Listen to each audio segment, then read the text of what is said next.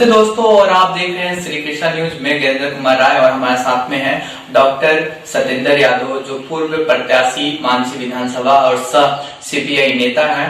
और हम इनसे कोरोना वायरस में हो रहे गरीबों पर अत्याचार के बारे में आज बात कर रहे हैं फेसबुक लाइव से। और सर, जो हो रहे लगातार गरीबों पर अत्याचार, जैसे खाद्य सुरक्षा प्रणाली को लेकर बहुत ज्यादा मतलब डीलर और मुखिया के लेकर मिली भगत की जा रही है, इस पे क्या कहेंगे आप?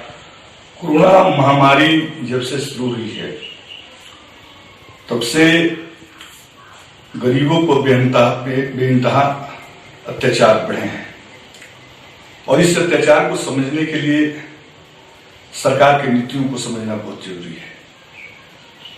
मैं आपको पृष्ठभूमि में ले चलना चाहता हूं। जब कोरोना वायरस 30 जनवरी को डिटेक्ट हो चुका था केरला के अंदर, तो उसके बाद से केंद्रीय सरकार जो है, जो विदेश में रह रहे थे जो अपने नागरिक, उनको हवाई जहाज भेजकर मंगाया और बिना उनको टेस्ट किए गांव के अंदर छोड़ दिया। और लॉकडाउन से पहले जो तैयारी करनी चाहिए थी, वो सरकार किसी स्तर पर कोई तैयारी नहीं की। अचानक 15 लाख जो विदेशों में लोग थे उनको बुलाया गया और 25-24 तारीख को रात्रि में अचानक घोषणा हुई कि 25 को 12 बजे से लॉकडाउन होगा। मेरा कहना है इस संदर्भ में कि लॉकडाउन करने से पहले हिंदुस्तान के जो गरीब हैं, मजदूर हैं, किसान हैं, उनकी बुनियादी समस्याओं को ध्यान में रखकर कार्यनीति बनानी चाहिए थी। 30 जनवरी को जो डिटेक्ट हो चुका था, 30 जनवरी से लेकर जो है 20 मार्च तक जो है एक लंबा वक्त होता है। सरकार को उसकी पूरी तैयारी करनी चाहिए थी, लेकिन सरकार ने आनन फानन में आकर लॉकडाउन किया। इसके बाद जो स्थिति जो उत्पन्न हुई है, वो खासतौर से भुखमरी की स्थिति पैदा हुई है। प्रवासी मजदूरों के साथ आप देख रहे हैं, दिल्ली के अंदर भी, महाराष्ट्र के अंदर, गुजरात के अंदर, भोपाल के अंदर, दूसरे कई राज्यों में प्रवासी मजदूरों के साथ जो अत्याचार हो रहा है, उसके वर्णन करना बहुत ही कठिन है। सर, मैं एक क्वेश्चन पूछना चाहता हूँ। बिहार गवर्नमेंट अपने प्रवासी मजदूरों को लाने के लिए सक्षम नहीं ला रही है। यहीं पर दूसरे स्टेट जैसे उत्तराखंड से मतलब गुजरात भेजना, कोटा से, राजस्थान से यूपी बुलाना, क्यों नहीं ऐसा बिहार गवर्नमेंट कर रही है? सर, बिहार सरकार तो, मैं खासतौर से बात करूं, इसके पास इलाज के कोई इंफ्रास्ट्रक्चर सब बिहार में बचा नहीं है।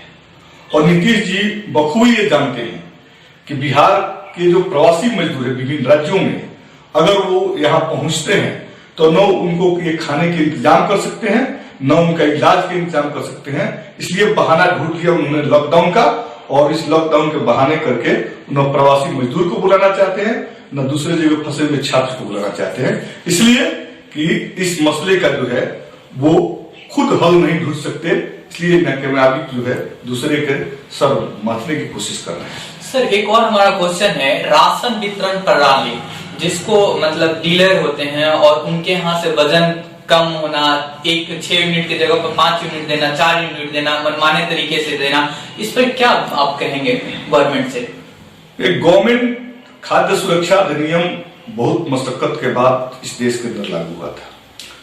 उस अधिनियम के तहत 80% ग्रामीणों को शामिल करना था, लेकिन 2011-12 में जो खाद्य सुरक्षा के अंदर जो परिवारों को, लाभुकों को चिन्हित किया गया, उनकी पूरी आबादी के हिसाब 40% था। बाद में लेफ्ट फ्रंट के लोगों ने, किसान संगठनों ने, मजदूर संगठनों ने हल्ला किया। सरकार ने कहा कि 2016 और 17 में कि हम नए सिरे से जो है राशन कार्ड बनाएंगे। हमारे ही अपने जिले में एक अनुमंडल में 65,000 आवेदन पड़े थे। एक आवेदक को 300-400 रुपये खर्च उठानी पड़ी थी। बड़ी मुश्किल से कुछ कार्ड बना, लेकिन वो कार्ड आज तक लाभुक के पास नहीं पहुंचा। अफसर, जन वितरण प्रणाली के दुकानदार और स्थानीय मुखिया के मिलीभगत से उनके नाम पर जो राशन उठ रहे हैं, वो पहले से बिक रहे हैं, कालाबाजारी हो रही है।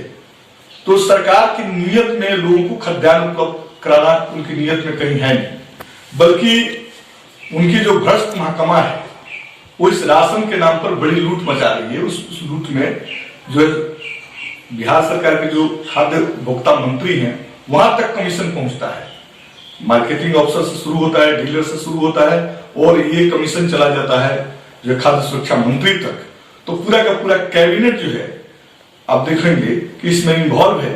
और अब तो ये बातें हो रही है कि बेगूसराय के विधायक, मटिहानी के विधायक गोगो सिंह जो जदयू के चैलेंज किया विधायक हैं, उन्होंने अपने ही सरकार पर, अपने ही मंत्रिमंडल पर आरोप लगाया कि ये कमीशन नीचे से ऊपर तक जाता है। तो मैं समझता हूं कि ये सरकार की विफलता है, सरकारी भ्रष्टाचार है और सरकारी भ्रष्टाचार की वजह से 40% से 60% जो कार्ड जो बना है, 20% कार्डधारियों का राशन जो है गायब हो रहे हैं, बिहार के रास्ते नेपाल भेजे जा रहे हैं। ये कई बार जो है इस तथ्यों का रहस्योद्घाटन भी हुआ लेकिन आज तक कार्रवाई नहीं हुई। दूसरी बात, जो राशन मिलते हैं 3 स्तर के प्रॉब्लम से। एक तो एक परंपरा है कि 1 टन बेचेंगे, दूसरे टन राशन देंगे। कहीं कहीं तो 3 टन बेचते हैं, 1 टन राशन देते हैं। और उसके साथ है कि राशन पर यूनिट 5 किलो देना है, 4 किलो देते हैं। उनका जो मापतौल होता है 1 केजी का अगर उनका बटखारा है, मापतौल है, तो जनरल मार्केट से तुलना कीजिएगा तो 900 ग्राम 800 ग्राम के होते हैं। तो 1 यूनिट से 1 केजी अनाज नहीं देना, वजन जो है कम होना, फिर पैसे 2 रुपया की जगह 3 रुपया के, 3 रुपया चावल की जगह 4 रुपया लेना, 2 रुपया गेहूं की जगह 3 रुपया लेना, ये जो है कॉमन भ्रष्टाचार बन गया है।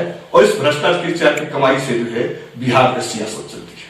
सर, लगातार सोशल मीडिया पर ये लगातार एक वायरल हो रहा है वीडियो, जो मनरेगा मजदूर हैं, मतलब विभिन्न जगह, एक पंचायत का मैं नाम नहीं लेना चाहता हूं, बिहार के विभिन्न जगहों से एक ही मजदूर लोग जो दैनिक मजदूरी करते थे, मनरेगा के थ्रू मजदूरी करते थे, उनके मुखिया जो पैसे होते हैं उठा लेते हैं, रंगदारी से मंगवा लेते हैं, 200, 400 रुपए, 500 रुपए करके और उनसे असूल लेते हैं। क्या ये कहीं मतलब बहुत बड़ा घोटाला है बिहार गवर्नमेंट को लेकर? ये जग जाहिर है, मनरेगा जो मजदूर हैं जिनको चिन्हित किया गया है उनके अकाउंट्स बैंक में खुले हुए हैं। जमीन पर मनरेगा मजदूरों से कहीं काम नहीं किया जा रहा है, बल्कि डीडीसी के माध्यम से खुलेआम डीडीसी मीटिंगों में कहते हैं कि आप मशीनों से जो है काम कराएं। जब मशीन से काम होगा तो जाहिर सी बात है कि मजदूरों को काम नहीं मिलेंगे और मजदूरों के चिन्हित खाते में मुखिया फंड ट्रांसफर कराते हैं और उस फंड से एक छोटा सा हिस्सा 200-300 रुपया उस लाभुक को दे दिया जाता है। बाकी रकम जो है मुखिया निकाल लेते हैं। उसमें मुखिया के शेयर होते हैं, पीआरएस के शेयर होते हैं, प्रोग्रामिंग अफसर का शेयर होते हैं और बड़े शेयर जो है जिला विकास आयुक्त का भी होता है। सर, इसको रोकेंगे कैसे? इसको रोकने का एक ही उपाय है। पहला तो आज के दौर में जब 300 रुपया दिहाड़ी मजदूरों को मिल रहा है, मजदूरी मिल रही है, तो आप कैसे समझते हैं कि 177 रुपया में या 200 रुपया में, 205 रुपया में गांव के अंदर मनरेगा को मजदूर मिलेगा? तो ये बुनियादी प्रश्न है कि सरकार की नीयत में ही खोट है।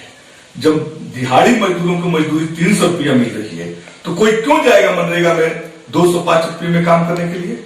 तो इसके रोकने का एकमात्र उपाय है कि मार्केट में जो लेबर का रेट है 300 रुपया मनरेगा मजदूरों को भी निर्धारित हो जाए और 100 दिन के बदले 365 दिन काम का गारंटी हो जाए, तो हम समझते हैं कि बड़े पैमाने पर मजदूर काम करेंगे और जब काम करेंगे तो उनके पैसा को हड़पना जो है मुश्किल होगा। तो ये चीज को लागू करना चाहिए। दूसरी चीज मैं इसमें कहना चाहता हूं कि मनरेगा में एक और प्रॉब्लम है कि आप इस सप्ताह काम किए, 6 माह तक भुगतान नहीं होता है और जब 6 माह तक मजदूर को भुगतान नहीं होगा तो जाहिर सी बात है कि मजदूर उस मनरेगा में काम करना नहीं चाहेगा। तो 2 संकट पैदा हुआ है जिस संकट का जो है गलत इस्तेमाल होगा। पहला तो एक तो मजदूरी कम है, दूसरा समय पर मजदूरी का भुगतान नहीं है, जिसके चलते बड़े पैमाने पर मजदूर जो है उसमें काम नहीं करते हैं। और इस योजना को संचालित करना है तो इस योजना से अफसर, पदाधिकारी, जनप्रतिनिधि मालूमाल हो रहे हैं, इसलिए इस योजना को चलाया जा रहा है। मेरा इस योजना से कोई मतभेद नहीं है। हमारी पार्टी मनरेगा कॉन्सेप्ट के साथ पूरी तौर पर है।